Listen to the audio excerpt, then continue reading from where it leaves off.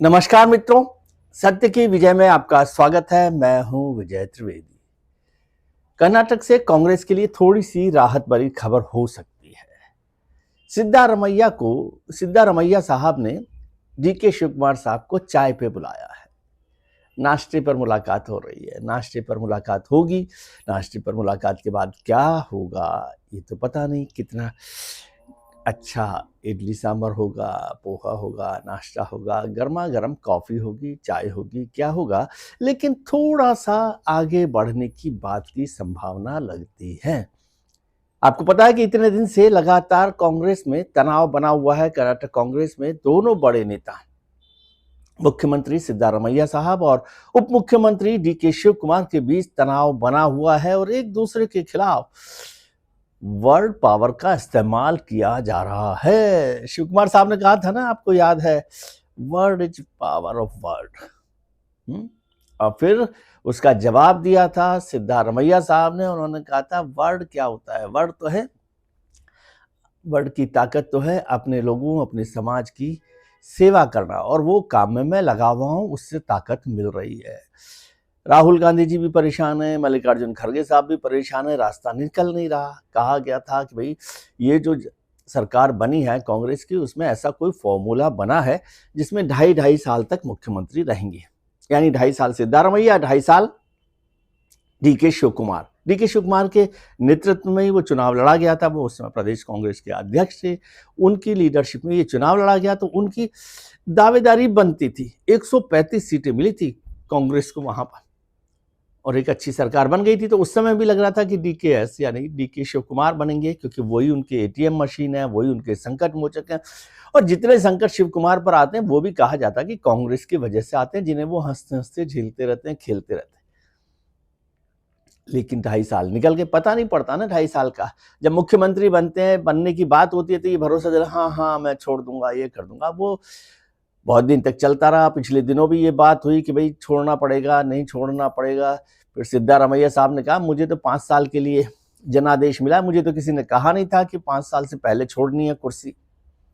DK साहब बहुत दिन तक चुप रहे। फिर उन्होंने एक दिन कहा कि 5-6 लोगों के बीच में बैठक हुई थी और इसमें ये एश्योरेंस दिया गया था। अब 5-6 लोग कौन है? 5-6 लोग का मतलब जो हाईकमान है पार्टी का, कांग्रेस का हाईकमान, यानी खड़गे साहब थे कि नहीं थे, क्योंकि खड़गे साहब तो उस समय अध्यक्ष बने नहीं थे। लेकिन प्रियंका गांधी हैं, सोनिया गांधी हैं, राहुल गांधी हैं, शिव कुमार जी हैं, सिद्धारमैया हैं, या और कुछ लोग होंगे, वेणुगोपाल जी हैं, जो भी लोग होंगे उनके बीच में ये तय हुआ था। और वहां के बाद ये मामला चलता रहा। बहुत दिनों तक कोशिश करते रहे शिव कुमार जी, थोड़ा सा धैर्य भी बरतते रहे, पेशेंस भी बरतते रहे कि भाई अब हो जाएगा, अब हो जाएगा। 4-5 महीने पहले उनके समर्थकों ने कहना शुरू किया कि भाई अब वक्त पूरा हो गया है, आपकी गिनती हो गई है पूरी, अब आप विदा हो जाइए। तो उस समय उन्होंने अपना एक धनुष निकाला, तीर निकाला धनुष में से और छोड़ दिया जातिगत जनगणना का। और उसकी रिपोर्ट कार्ड सामने आ गई, उसमें बताया गया कि ओबीसी जो ग्रुप है, सोशल ग्रुप, वो कर्नाटक में सबसे बड़ा है और उसके नेता हैं सिद्धारमैया। तो अगर सिद्धारमैया साहब को हटाया तो कर्नाटक में बड़ा बवाल हो जाएगा, क्योंकि सबसे बड़े जाति ग्रुप के साथ, सोशल ग्रुप के साथ उनका समर्थन उनको मिला हुआ है। कांग्रेस हालांकि चुप हो गया, डीकेएस भी थोड़े दिन चुप हो गए, फिर चलता रहा। अब तो ये नवंबर जब आया तो भाई उनका कार्यकाल पूरा हो गया, अब काम खत्म हो गया। जो बात तय हुई थी उस बात पर, एग्रीमेंट पर चलना चाहिए, आगे बढ़ना चाहिए। लेकिन सिद्धारमैया साहब छोड़ने को तैयार नहीं थे। उन्होंने अब कहा कि मैं तो राहुल गांधी जी के सपनों को पूरा करना चाहता हूँ। राहुल गांधी जी का सपना क्या है कि प्राइवेट जो जॉब्स हैं, यानी प्राइवेट कंपनी है, उसमें रिजर्वेशन किया जाए। तो मैं उस काम में लगा हुआ हूँ, वो करूंगा। तो इससे ये लगा कि अब तो जाने वाली नहीं है कुर्सी। खड़गे साहब से बात हो रही। खड़गे साहब कर्नाटक से ही आते हैं, पहले उनका भी सपना था कि चीफ मिनिस्टर बने कर्नाटक के। अब पता नहीं मुझे कि है कि नहीं है, लेकिन वो बीच में लगे हुए थे। 3-4 दिन वहां रहे, डीकेएस से मिलना भी नहीं हुआ, वो कोशिश कर रहे थे। फिर बाद में मुलाकात हुई। फिर खड़गे साहब ने कहा कि भाई पार्टी हाईकमान तय करेगा। बहुत सारे लोगों ने पूछा कि पार्टी हाईकमान क्या होता है, आप तो राष्ट्रीय अध्यक्ष हैं। उनका सब लोग मिलकर, यानी राहुल जी भी मिलकर बात करेंगे। बताया गया कि सोनिया जी का जो आशीर्वाद है वो डीकेएस के ऊपर है। सोनिया जी खुद है नहीं, ऐसा भी बताया गया। तब क्या होगा क्या नहीं होगा, फिर बात हो रही थी कि अब जो है दिल्ली में आकर मुलाकात होगी राहुल जी के साथ, खरगे साहब के साथ, या जो भी पार्टी हाईकमान है उनके साथ। लेकिन उससे पहले का ये डेवलपमेंट हुआ कि डीकेएस सिद्धारमैया के घर पहुंच गए। बात तो ये हो रही थी कहीं पार्टी तो नहीं टूट जाएगी क्या। भारतीय जनता पार्टी और जो जेडीएस है, जिनके पास कुल मिला के 85 एमएलए, उनकी नजर थी अब टूटे, अब गिरे, ये हो वो हो, नहीं टूटी नहीं गिरी। बोले कोशिश कर रहे गिर जाएगी, हम बना लेंगे, तुम इतने एमएलए ले आओ, 85 तो है ही, 30 एक एमएलए और ले आइए, कर लेंगे हिसाब किताब। लेकिन वो हो नहीं रहा था, कैसे टूटेगी, कैसे क्या होगा, ये सारा हो रहा। उनका बोले सरकार बनेगी तो हो जाएगा, ऐसा कह रहे हैं बहुत सारे लोग बीजेपी में। लेकिन बीजेपी चुप रही। उन्होंने कहा खेल देखते रहो, तेल देखो, तेल की धार देखो किस तरह से चल रहा है। डीकेएस को लग रहा है कि लगातार अब उनका दबाव काम में आएगा, और उन्होंने बहुत सब्र काम में लिया है। फिर सिद्धारमैया साहब की तरफ से कहा गया कि भैया वो कैसे बनेंगे डीके शिव कुमार, उन पे तो इतने सारे आरोप लगे हुए हैं, भ्रष्टाचार के मामले हैं, यदि जैसे ही वो मुख्यमंत्री बनेंगे बीजेपी उनको जेल में भेज देगी।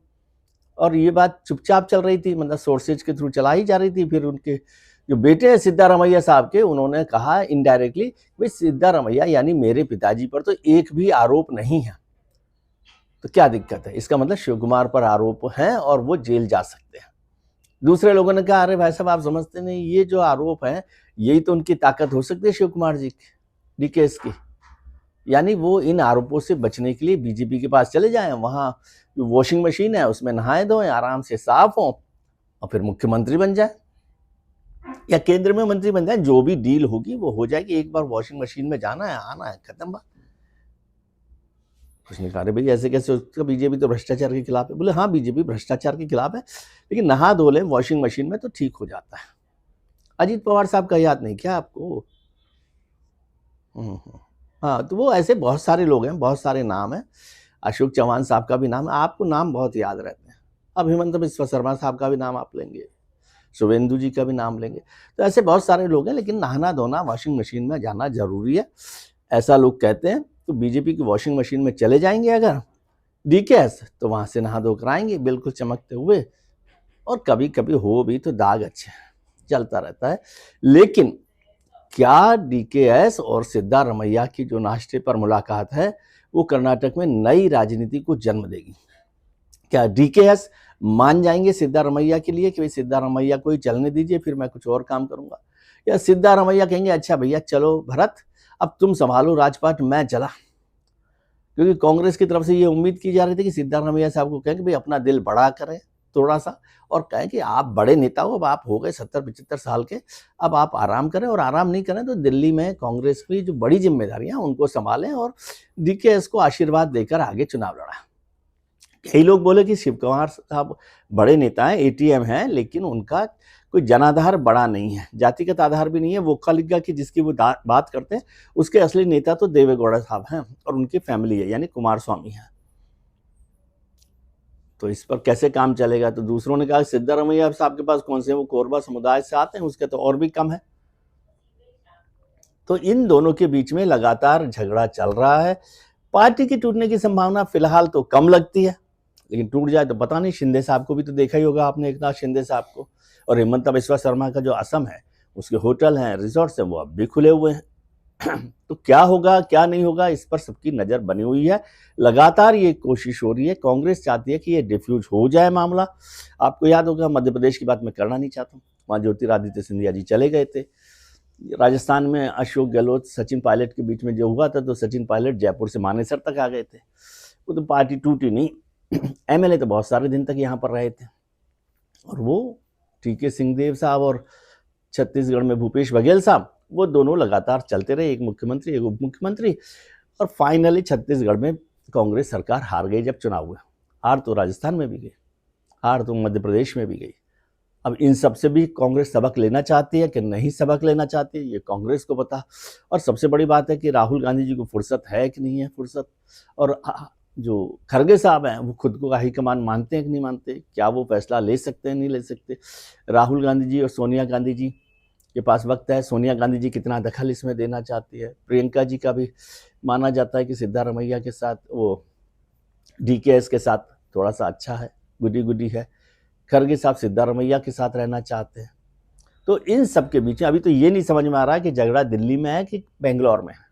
पहले ये तय हो जाए एक बार कि दिल्ली में झगड़ा है तो दिल्ली वाले लोग सुलझाएं, बेंगलोर में झगड़ा है तो बेंगलोर वाले सुलझाएं, और बेंगलोर का झगड़ा इतना बड़ा है कि उसे दिल्ली में सुलझाना है तो दिल्ली में सुलझाएं।